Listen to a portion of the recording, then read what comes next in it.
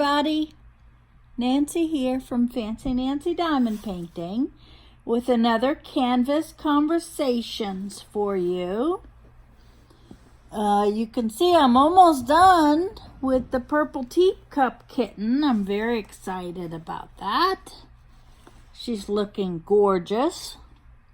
Now I'm going to turn her on her side to finish. Sorry, Charlie has a shedding problem these days, which is funny because Yorkies are not supposed to shed. Have to throw BB's toy.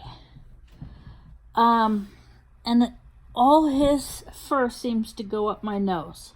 So anyway, good reason to keep your sticky canvas covered. Any pets, or if you shed like I do. I am taking off these 2 strips because I'm gonna finish this now. I'm ready to be done with it. I'm sure you're ready for me to be done with it too. Okay, let me get some drills here. This is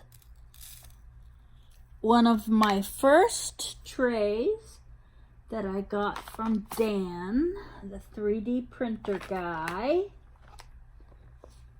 And I'll put links in the description if you want to look at his stuff.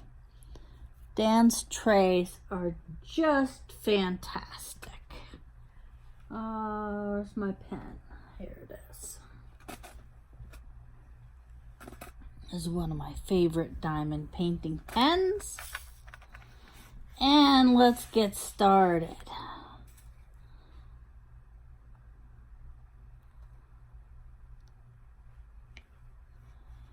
I don't know, I should talk, shouldn't I? Kind of having a weird week. Weird because for as long as I've been living here, my husband's been working at his job in the warehouse. And on Monday, he went to second shifts, which we had talked about him doing before, and he said, you know, I kind of cringed. He has worked second shift so many times while we were together. And while I was working full-time, it made for a very hard day. He would have to, we only have one car, so he would have to walk or take a taxi to his job. And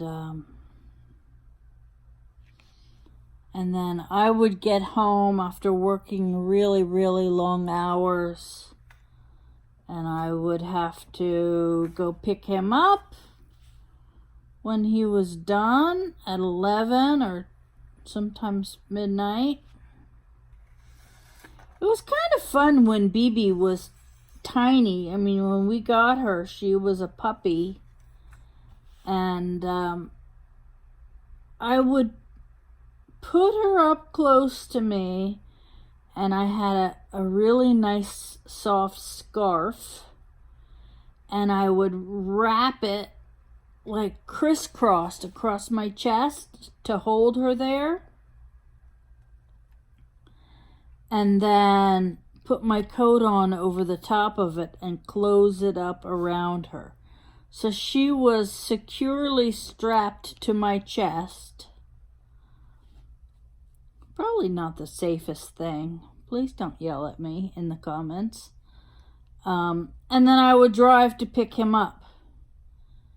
And she figured out really fast, you know, dogs can be pretty surprisingly smart sometimes. She figured out when we pulled in the parking lot of his work that he was getting into the car, and she would wiggle and waggle and work her way out so that she could get to him. And it was a nice, fun thing that we did. Just that one little drive every day. When she was a puppy, she lived inside our coats mostly. And I was wondering, she wanted to play when I started. She was bringing me her toy. I thought maybe she'd come get in the picture, but I don't know if I want to. She and Charlie are so shaggy. They haven't been groomed. You know, they both are dogs that have hair, not fur. So it grows very, very long. And you have to take them and get them groomed. So we've been putting it off for a while, but I think we're gonna go Saturday or Sunday and get her done. But when they are shaggy, they're they're not really very good looking dogs. People think, oh, poodles are so... She's not even recognizable as a poodle. And me, I like her to have clean face, clean paws, a little tiny poof on top. Not a lot of poofiness or crazy haircuts that you'll see on a poodle. I don't really like that. At least she's super fluffy, because she's finally decided that being brushed is kind of a really cool deal. It feels good. When she was a puppy, she did not really like being brushed. Can't figure out which circle to put that drill on. And I very patiently explained to her that she is a poodle and she has to like being brushed. It is not an option. And I guess she listened. So this butterfly tray, I love this. It's the colors are pink with special gold, which is like metallic. But the center comes out. So I could put one color, two colors. I could take that out and fill it with one color. And it has a spout here on the wing. Sorry, my left hand is not cooperating. And since I bought this is one, like I said, it was one of my first. It's one of Dan's first shape trays. He's revised this design quite a few times. Now there's spouts in both wings. He's talked about, he's talked about, I don't know if he's even done it. I should go look.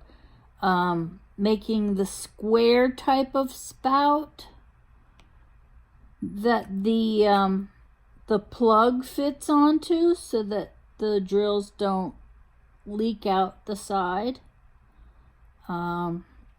He's also added so many colors since I got this one done.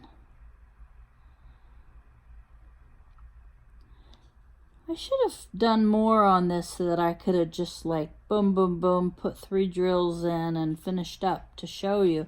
Because there's a whole procedure that I do when I'm done with one. I have to take this washi tape off the border. And I use that to cover up the sticky. Because as you know, the adhesive is on these canvases. And it does not perfectly fit the image. There's extra adhesive all around. So I put down washi tape so that it doesn't get, any dust or dirt or hair or anything into it. It keeps it all very clean. And I like it. It gives me a nice straight edge at the end, at the sides. I don't use a ruler or anything like that. I just put my washi tape down and make sure that it is perfectly straight. And then I've got a nice straight edge for starting and doing the sides and lining things up. So I take off the washi tape, and you have to be very careful because sometimes the drills are on it just a little bit and it may pull up some drills. So I finish, and then I straighten everything up and make sure it's all okay. And then I take baby powder very carefully on my finger, and I dab it onto the extra sticky part. And the baby powder is like magic. It removes any adhesive, and this is why I do it when I'm done. I'd be afraid to get it where the drills go. So it removes any leftover stickiness, and you really can't even tell. And if you could tell that there was a little whiteness there and you didn't want that, you can take just a damp cloth or anything, not too wet, just a tiny bit of moisture, and run it over there, and all of the white from the powder will disappear.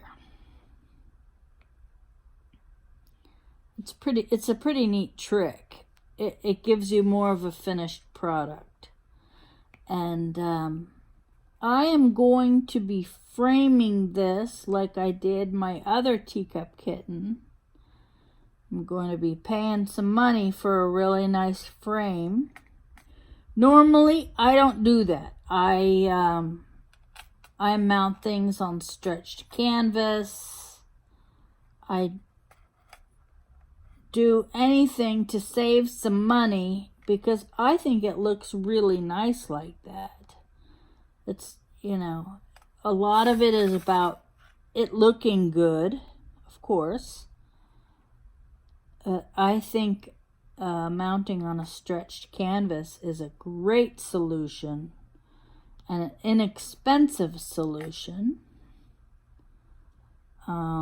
But these teacup kittens are special. They're like, I'm really doing them for me because they make me happy. I think they're pretty. A lot of people have been doing these lately in the special drills. I like the special drills, but it's like icing on a cupcake. I don't want too much of it. You may want much of it. That's your choice. I have a couple special drills projects, but this one, these teacup kittens that I got are they're all full drill, and I just love them. So I wanted to put some money and some little extra effort into framing them. So when I get myself together and order the frame, I'll show you how easy it is to put the frame together, because the ones that I get from AmericanFrame.com, I hope that's right, you have to put them together, it was a lot easier than I thought it would be. I got one last time for my ladybug teacup kitten, and I was afraid to record it because I thought it was gonna take me hours and hours and hours, and it didn't. Are you like me? Do you jump around? You'll see me. I'm going over, clear over to the edge. I have a few little drills with a question mark symbol to go in there, but all the rest of these are this. They're white. Down arrow is the symbol. And I jump around, I fill things in. I'm not good about going in a perfect line. I do checkerboard for a couple lines, then I fill it in. Now I'm gonna try and checkerboard the whole thing. I literally do whatever I feel like doing.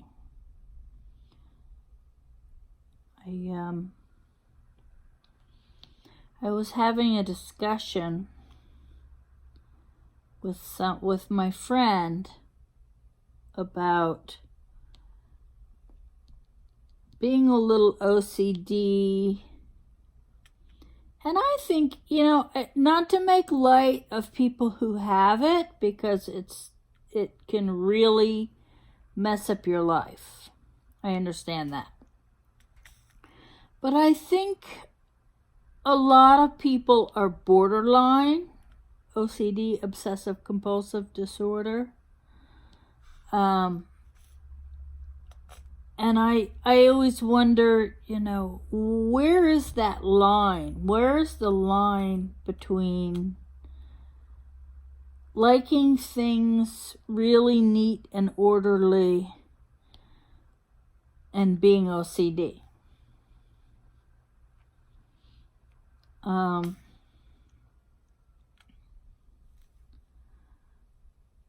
If I go into the kitchen right now and want to cook something, I cannot even start until everything is clean, all the dishes are done, all the counters are cleaned, everything is put away. I can't cook in a dirty kitchen. I can't. And I'm not a terribly neat person. Anyone who's ever seen my bedroom as a child would understand that. I never wanted to pick up my room. I had to pick up my room. I'd sit and find a book that I forgot I had and start reading it, or start playing a game, or reading comic books, or anything but keep cleaning. Which is funny because I had to travel for my job. I was in sales and I was in international sales. So I had to travel a lot. And I had like this ritual when I'd get to a hotel room. I removed the bedspread, put the phone in it, and the TV remote. I really never spent time watching TV in a hotel. And I'd wrap it all up and put all that germy stuff away. And then I'd have to unpack. And that way, as I used things, I would put my dirty clothes back into my suitcase. And by the time I went home, everything would be dirty. And then I'd get home and just throw it all into the washing machine. And I had to do that. If I go somewhere, I have to unpack. I cannot just live out of a suitcase. I don't like my clothes being all wrinkly. But my point is that I got to the point where it was a ritual. I had to do it. I didn't feel good until I did it. Then I felt like I could sit and relax a little bit. I was just remembering a story my mom told me. She and my dad, they always worked in the kitchen so well. And if you were paying attention, you'll see that my parents just celebrated their 64th wedding anniversary. I think I mentioned that. But they always worked really well. My mom would do the cooking and the prepping and all that stuff. And my dad was the cleanup guy. And I remember him showing me how when you cook a meal, if you're doing it, he literally said this, if you're doing it right, because, you know, there's a wrong way to cook a meal.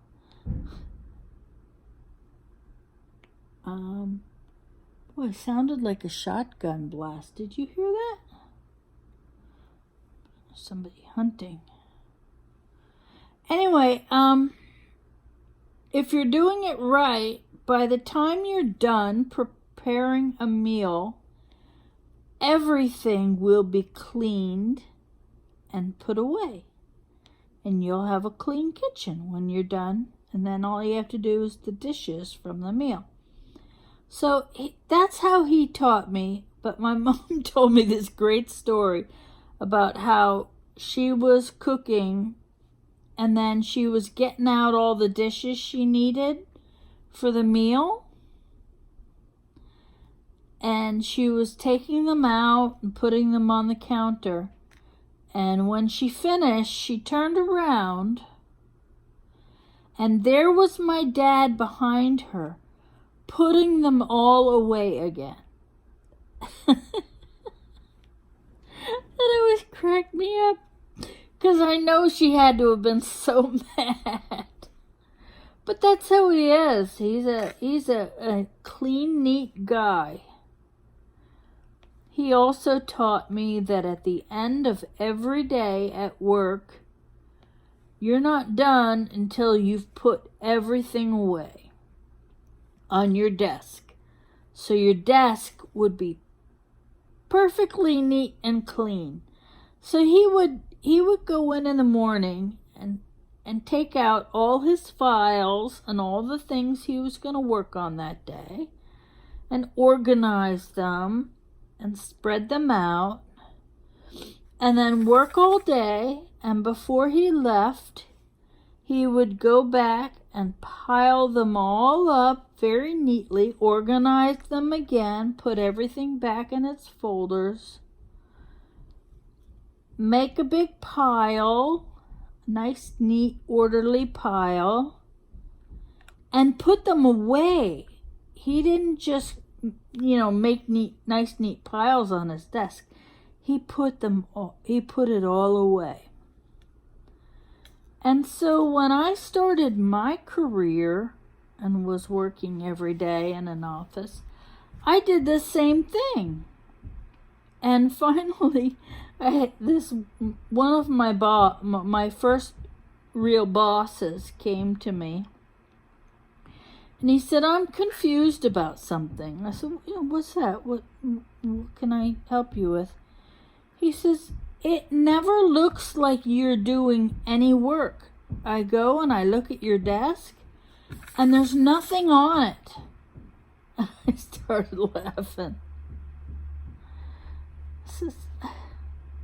Of course I'm working, but I clean up my area when I'm done and put everything away. It's all right here. And I opened my little overhead bin and showed him. And that's when I realized, some people are really, they don't look at what you do. Even though you're very upfront, I'm the type of person that I never wanted to have to explain what I did all day. Because I feel like if you're working, people should see that. You should be producing. Your sales numbers are there. Look at the numbers. I don't want to work. Well, I'm not gonna work again, but I don't want to work in an environment where I have to do what I do my job, and then explain to somebody else every little thing I've done. Because either I'm working or I'm telling you what I'm doing. And if I'm telling you what I'm doing, every little thing, I'm not getting all my work done. And I've always felt like what I said, if you're working hard, it should be reflected. Either your sales numbers show it, or people see what you're doing, or you can, I worked in the paint industry, and we were told to go to hardware stores and learn about brushes. And I did. I learned everything I could learn about brushes. I asked questions, I made spreadsheets comparing prices, I looked at trends, I looked at costs and sales prices and who's selling what kind, and I learned everything. But I don't think I was ever recognized for knowing what I know about paintbrushes. And it always bothered me. I am not one to blow my own horn. You never meet people like that. Usually the people who blow their own horn the loudest are the ones who aren't doing anything worth blowing their horn about. So, you learn how different companies work. Some companies, they don't really care what you do as long as you're there every day, as long as you never get sick, as long as you are sitting right there at your desk all the time for extensive hours. And that's not me. I like to work smart. What is it they say? Work smart, not hard. And I always tried my best to do what the companies I worked for, what they wanted. But I also know that I worked way too hard for way too long for way too little money. And then I had a stroke. And then I had another stroke. And I was just reading this article about, they're saying people who work extremely long hours and work on weekends and don't take proper vacations for a long period of time. They were talking about people who did this for like at least a decade, at least 10 years, that it can cause strokes. It's all pressure, it's all stress. You're working too hard, you're not eating right, you're not exercising. And I believe it. So here we are, my little philosophy on life. And your job and your career. It's I don't think Americans are especially healthy in the way they view their jobs and their careers. And the first time I realized that was basically when I was told that I would not be able to return to work. I had someone tell me that right after my second stroke. And before that moment, all I could think about was, when do I have to go back? And I was stressing about it. And it wasn't, should I go back? Am I able to go back to work? It was, when I go back to work. So for someone to tell me, listen, you are just not physically able to do this job anymore. And I knew he was right. I knew he was right. But I was upset. That was my job. That was my life. Most people do identify their sense of self with their work. Because what's the first thing anyone ever asks you when you meet somebody new? Hi, what do you do for a living? Well, guess what? I diamond paint for a living. I take care of my dogs. I feed the birds.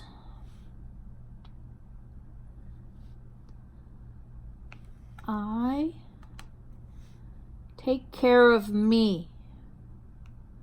And let me tell you, some days that's a lot. Some days just getting up out of bed and taking a shower is my entire daily activity. And I'm very blessed that my husband understands and supports me. If I say, hey, I had a really bad night last night, I couldn't sleep, he's the first one to say, you know what, just relax, don't worry about it. Because he knows how stressed out I was when I was told, you can't ever go back to work. That lasted for about a day of me being stressed and freaking out because I couldn't go back to work. What was I going to do? How are we going to pay the mortgage? How are we going to pay the bills? And after that day, it was like a giant sigh of relief. Because at that point, I could barely walk down the hall to go to the bathroom. Much less get up, take a shower, get dressed, do my hair, drive to work. All of those things that seemed so simple and so easy were completely out of my grasp. And it was such a relief to accept it. But then I still feel some angst. I feel anxious when people say, what are you doing? What do you do for a living? It's part of who we are. And I know some of you are totally understanding what I'm talking about. Because, I have friends who have disabilities or health issues and have to take time off or have to retire and it's hard. It's hard. It's traumatic. It's really a tough thing. But you know what? Just embrace it.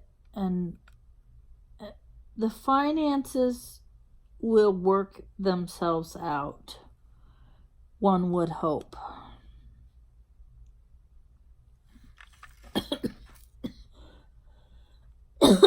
Excuse me. I am plugging away trying to get this done. I have my next two out. The canvases are over there, but I have my two little flowers that I'm gonna do next. I shouldn't have thrown that, I'm sorry. But it happens. And I'm really gonna be happy when this one is done. Some people do diamond paintings and they would do a little one like this in one sitting. Or I've seen that people do a really big one and they do a section this size every time they sit down.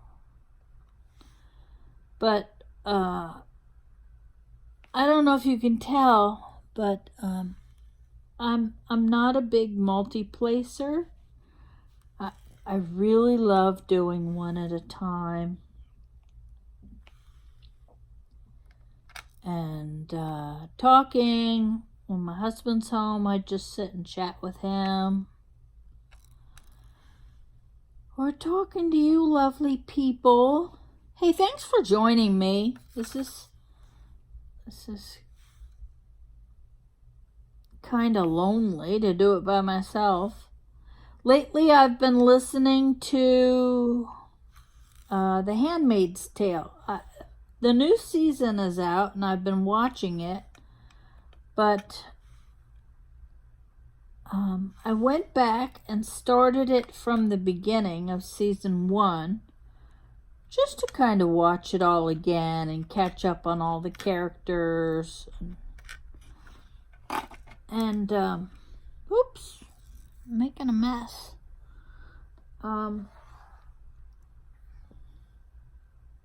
Sorry, bumped the camera. I got the cord.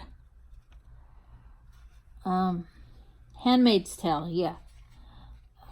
All of a sudden I realized, I forget all the time that I have this short-term memory loss. When I was tested in the rehab hospital, they said, "Oh no, you have no cognitive damage. That's good." I said, "Yeah, that is good, but why do I feel like this? Like I'm wrong all the time. I say things that are wrong, and I truly believe that I'm right, and I'm very confident until somebody proves me that I'm wrong." But yeah, I have this short-term memory loss. I trail off in the middle of sentences, and I forget what day it is. I forget. Did I take my pills? Thank goodness for my pill minder. I look at it a couple times every day to see if I've taken them or not. Because I forget, and then I forget if I've checked, and then I forget that I checked 2 hours ago. But here's the good side. There is a good side. There's always a good side of things if you look for it. I can watch a movie and say it's a really good movie, and I'll watch it and enjoy it, and then a week later I can watch the same movie and enjoy it just as much and forget that I ever watched it. And I'll get like 3/4 of the way through and be like, this seems familiar. And if I ask my husband, most days I'm home alone, but if I ask my husband, did we watch this movie? He'll be like, yeah, a week ago. Oh, okay. Well, that's why it's so familiar. I can watch the same movie 3 or 4 times before I really remember it And so there's the silver lining. There's always one, right? Oh, I feel like I'm gonna make a mess. I know I am. I need my drill bib. Dan, I need a drill bib to catch all the drills that I pour all over my chest. These, I'll just pick them up, put them back in. Where'd you go, baby? Charlie's hiding. He hears me talking now, and he runs and hides.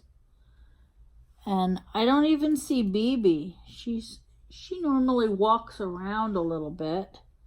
I'm sorry if my house looks messy. BB's been pulling toys out all day long. And,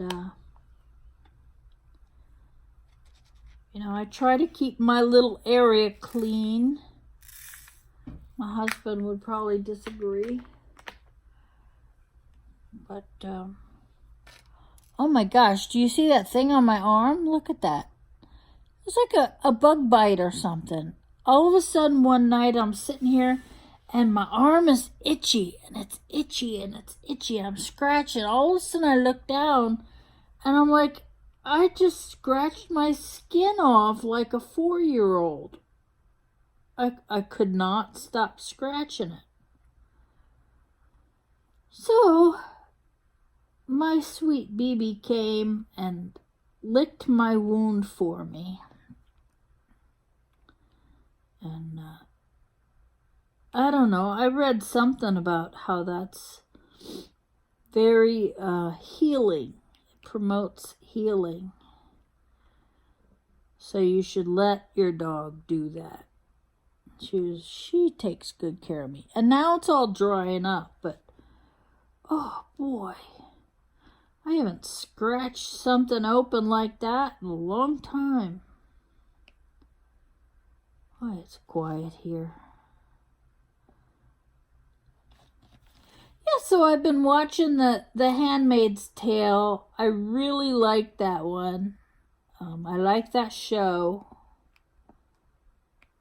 I should probably read the book, but you know, I was such an avid reader. I really don't do a lot of reading anymore. When you have a brain injury, like a stroke, it can affect so many different things. I mean, think about it. Your brain controls everything. And every stroke is different depending on where in your brain it happened. And a lot of us have similar things that happen it makes me feel better when I talk about something that I think is really weird and someone else goes, oh yeah, me too. Someone understands. Such a good feeling to talk to other people who have the same thing as you. Unlike the people out there who compete over everything. You ever meet someone like that? Like, oh yeah, I come from a big family. Oh, me too. Yeah, I have 2 brothers and 2 sisters. Oh, I have 6 brothers and 2 sisters. Oh, grandkids. You know, I have 15 grandkids. I don't have any grandkids, but my mom does. I have 15 grandkids. People go, oh, I have 22 grandkids. Yeah, okay. Sometimes it's good just to listen to people. Just listen to them. So I've been playing lately with my my Pinterest account. Do you have a Pinterest account? If you do, you can search for Nancy Higginbottom. I don't think there's too many of us Nancy Higginbottoms out there, although there's some. and connect and see my boards. I don't know if you've done Pinterest, but you collect things on the internet, pictures. I have a lot of fun boards. I remember when I was planning my wedding to Jim, I spent a whole evening looking at flowers. I don't know what I want to do for flowers. We were going to have a nice, quiet, outdoor wedding in our backyard. So I thought something kind of shabby chic, romantic. So I went on Pinterest and I just typed in flowers and I looked at pictures of flowers. I saved anything that looked good to me, anything that I liked, I saved it onto a board. And you just kind of make these collections of images. And when I was done, I opened the folder and I looked at everything that I had saved and found that the one I liked the best was a peony. I did not even know that I liked peonies. But guess what? When I look at them, I love peonies. They're beautiful.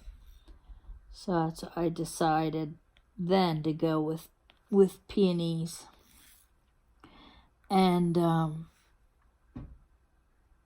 I wound up getting married while I was in the rehab hospital. My husband arranged the whole thing, got my family there, my brothers and sisters, and all my family. My sister got a cake.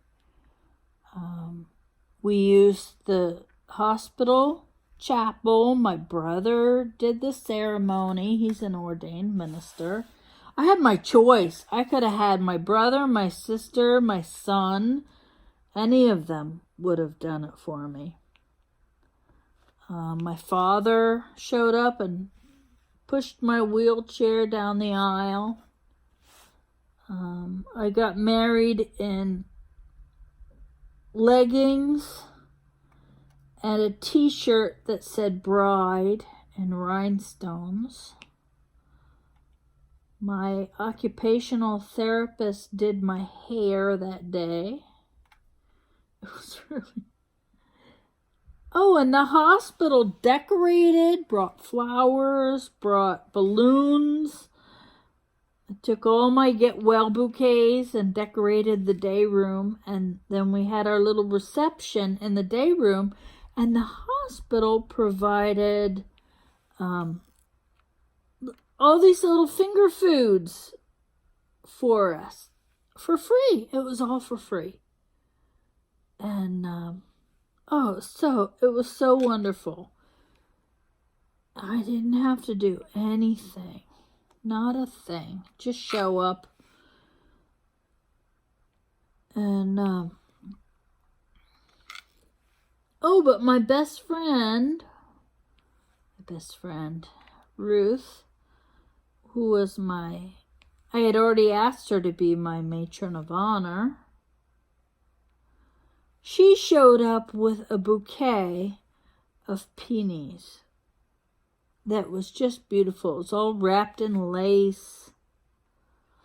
And she had attached this beautiful brooch to the handle part of it. So it was my something old. And, it was gorgeous. And then my niece, Mary, also gave me a bouquet. She makes these beautiful origami flowers with little buttons as the center of every flower. So she made a beautiful bouquet and also wrapped it with lace and a whole bouquet of these flowers. So that was used in a lot of the pictures. And I had my live flowers, and now I have like a forever bouquet. It's still living in my kitchen. So I've checkerboarded this whole area, which is funny. You don't really need to do checkerboarding for rounds, but I do it just because it breaks up the area. Like, I feel like that whole area is done. I just need to fill it in now. I know it's not done. It's half done, but I don't know. It makes it go faster for me. Not that it matters. It makes it interesting. I was telling someone else that, you know, if I had a big area... Oh, I'm sorry. I keep knocking the cord. Oh, terrible. If I had a huge area to do of one color, that I would open up a Perler bead pattern. I have a ton of those on Pinterest. I like Perler beads. Those are the little beads that you put in a pattern on a little pegboard. They have a hole in the middle. And when you're done, you iron them and it fuses them together. So you could use it as a keychain or a decoration. They're really great for, you know, hand therapy. It's just, that's the type of thing I like to do. Just little projects like that. But I have a lot of patterns. I have a huge collection of patterns. And I was thinking you could use one of those patterns. Like I found one for a snowflake.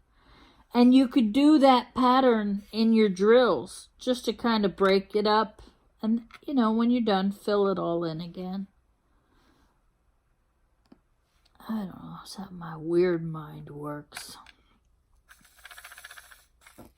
Okay, zipping along here. And I got this brush. And when I'm done working on one, I go over it with the brush.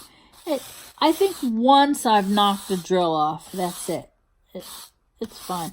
But it gets any dust and dirt, if you have a little bit of dirt that maybe got down in between the drills, it really cleans it up nice. When I frame this, I'm going to put it under glass. That's one of my little steps I do, along with my roller. You don't really need to roll the rounds, but I want to make sure everything is really stuck down well. And the frames that I buy come with custom mats. I really like that website, that AmericanFrame.com. You tell them the size of the project and they make you a custom mat. So you don't, and then they suggest what size frame, and you can see an image of the whole thing. Like, I could upload a picture of this diamond painting and then play with matte colors and frame colors, and you're seeing like a real life image of what it's gonna look like. You can go with a thicker mat, thinner mat, no mat, change the colors. It's really pretty cool. So I found a mat and a frame that I really liked for my other one, and now I'm just gonna order the same thing for the other ones as I do them. So they're all gonna have matching frames and mats. I don't have a lot of things on my wall. I wish I did. But I'm very picky about what I put up there. It takes me forever to decide. The house that we moved from, our house in New Jersey, That was a huge deal for me. It was my first house that I bought, that I ever bought. And it was a house in my hometown that I grew up in till I was 11, and then my family moved away. So I was so happy about moving back there. I just loved that little town. My brother lived there with his wife and their kids. But when we bought the house, it was kind of a mess. It hadn't really been taken care of, and it was just full of their junk. The previous owner had, her husband had passed, and then she had passed, and nobody had really taken care of it. So we had to clean it out. We had to rip up all the rugs. We repainted everything. We repainted every room, every ceiling, insides of closets, everything. It was a huge project. We replaced every light switch. I was replacing the chain pulls for the ceiling fans, and put a new floor in the kitchen. We still had to redo the kitchen and the bathroom. But yeah, we put a lot of work into that place. And when we finally moved in, I think we put one mirror on the wall. I did not want to knock a hole in those beautiful walls. I was kind of weird about it. We really should have put some more things up. I have a lot of wonderful pictures and paintings my grandfather did. But then we had to move, so it was like, oh, okay, well, here we have nice fresh walls for you people. Enjoy. Okay, I'm gonna finish, and then, because I have to stop for a little while. I'm not a hardcore diamond painter. I get tired, my eyes get tired, my brain gets tired. And I don't think anybody should push themselves at this. It's something you're supposed to do for fun. When it's not fun, you don't really want to do it. So I'm going to put this away, and then when I'm done, I'm going to record again and show you the taking off of the tape and the using the baby powder, and then I'll finish this video. Thank you so much for joining me and listening to me ramble on. If you have any questions, you can always email me. I'm always looking for questions for my Canvas conversations. So if you want to know anything specific, just put it in the comments and I will ask it in the next one. And I got one bead stuck in the corner, and it's like I can't speak while I'm chasing this one bead around the tray. Not funny. Thank you. So here she is. She is just about done. I just have to finish this corner. Isn't she adorable? And again, for a 30 by 30, oh, I'm sorry, 25 by 25, this is just adorable. It really comes out good. They have an excellent use of colors and shading. The stars are clear. You can see her little wings. You can see the little harp in her hand. Just beautiful. I love how these come out. The links will all be in the description if you're interested in doing any of these little teacup kittens. And I'm going to finish this up, and then I'm going to kit up this flower feather duo and get started on those. Hey, you have a great day. Thanks again for joining me. Take care, everybody. Bye-bye.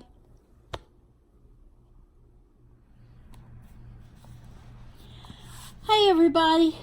Okay, so I finished the teacup kitten.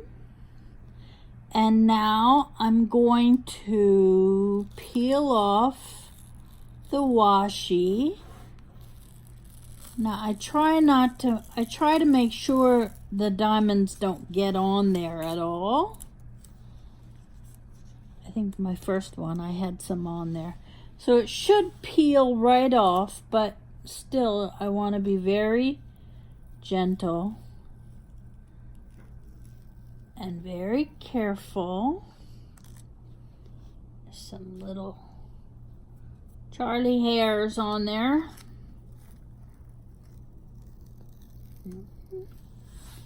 La la la la. Oops.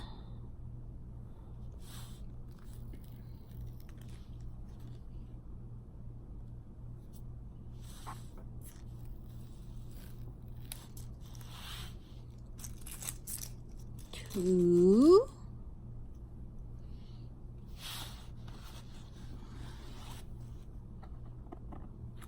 Now, since these are not going to be exposed, they're going to be under,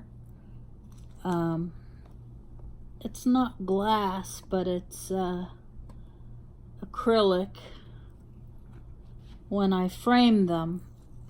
So I'm not going to seal this. It's not going to be in direct light. It's not going to affect the color.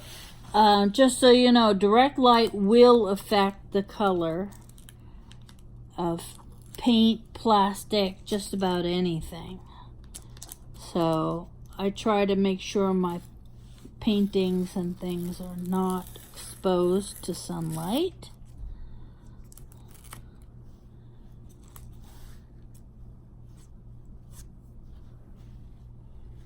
Oh, I am stuck. See, this is what I meant about the sticky. This is all very, very sticky. So, I'm going to take care of that next. I have a little tray. It's a white boat and some Johnson's baby powder. A little dust in my boat. Bibi wants me to play and is pushing her toy quite vigorously against my leg. Now be careful with powder, it will go everywhere. So I only just do a small amount. Oh, Bibi, I was not throwing your toy, so you had to drop it between my legs. There you go. Okay, so now I dip my finger in here, and then I very carefully, I don't go over the drills. You don't want to get it in between there. I just very gently, this side has very little exposed adhesive. My shirt is sticking to this other side. Everything's gonna stick to this. You're gonna have dirt and little hairs and dust. Okay, I'm getting powder all over. So now that I've put this on there, see here it's nothing, it's still sticky, but here it's not sticky anymore. So my first step is the powder, and then I'm gonna hit it with that brush.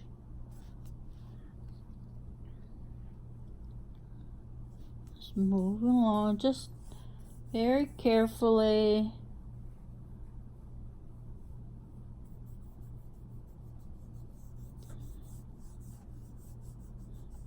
I go over it a couple times because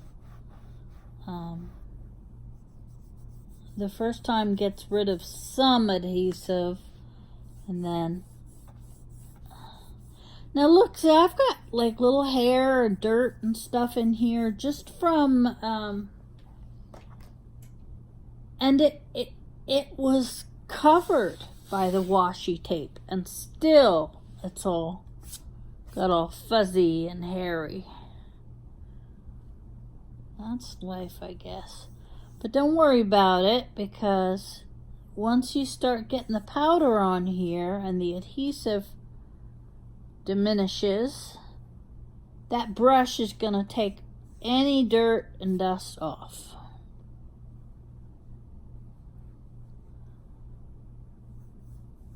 And I don't worry about getting it on the canvas, or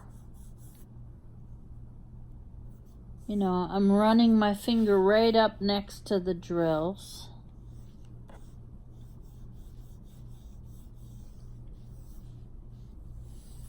There we go.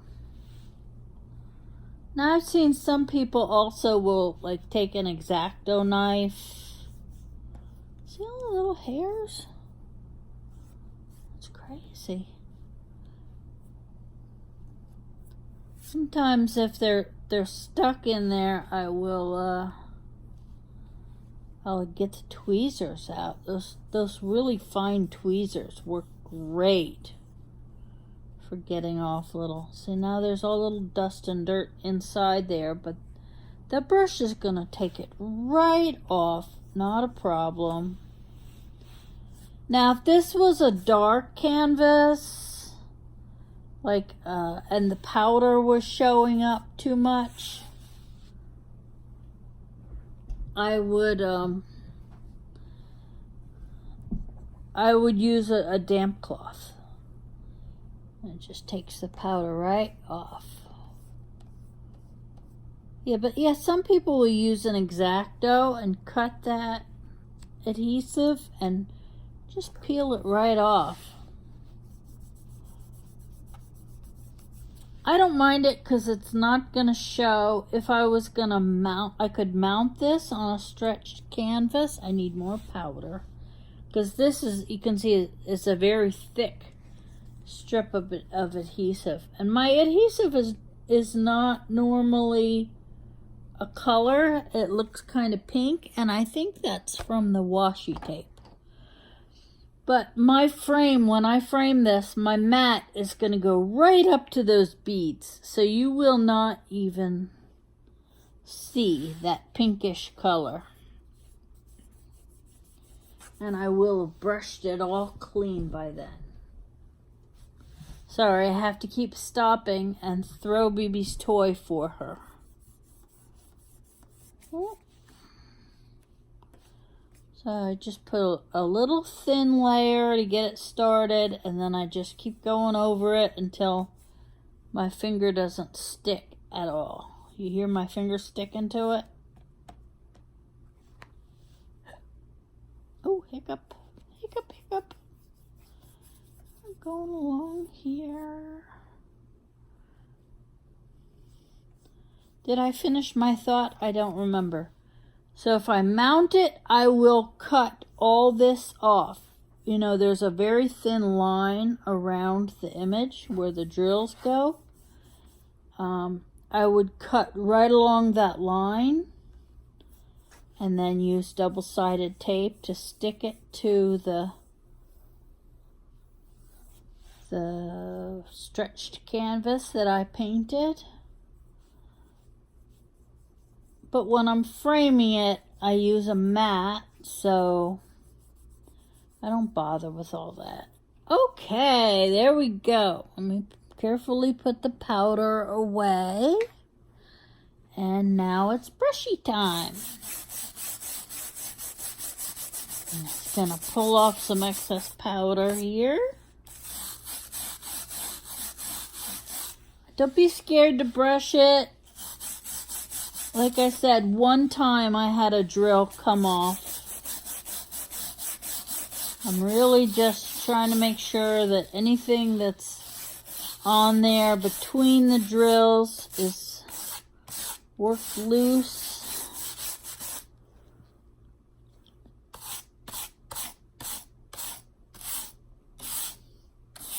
Kind of frays the edge just a little bit sometimes. That's alright. It's all gonna get covered up. I watched a video today by Diamond Painting with Diamond Dave. And that was my first time I watched one of his videos. Good stuff. You should go check him out. He did a tutorial on how to frame your diamond painting with those stretched canvas bars. You can get them from AliExpress. And I was fascinated. I mean, I wouldn't do that with these little ones, but if you had a 60 by 80 or a 50 by 50 or something, it really came out nice. I was really impressed with it. All right, I got some of these hairs are loose and coming up. I'll check for sticky spots again. Nope, it's all smooth. Excellent. You keep brushing it. Get all these little hairs off. And really, I mean, I'm framing it. I'm putting a mat down. Nobody's going to see them. 1,000 years from now, they can do a DNA test and see that I did this diamond painting. Like it's going to last 1,000 years. Oh, that's funny.